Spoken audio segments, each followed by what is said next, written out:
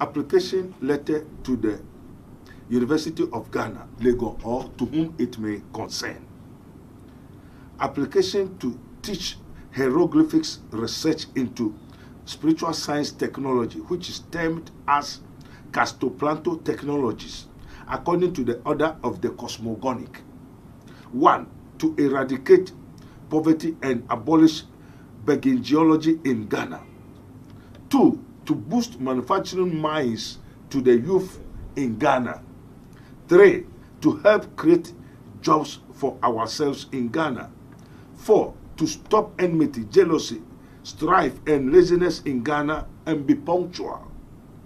5. To develop our homeland, Ghana. 6. To avoid ethnic misunderstandings and to stop chieftaincy fightings in Ghana. 7. To convert the wicked, relieve the sick, give peace to the dying, and to remove all hindrances to the advancement of the truth, that the honor of God and our own welfare may be promoted.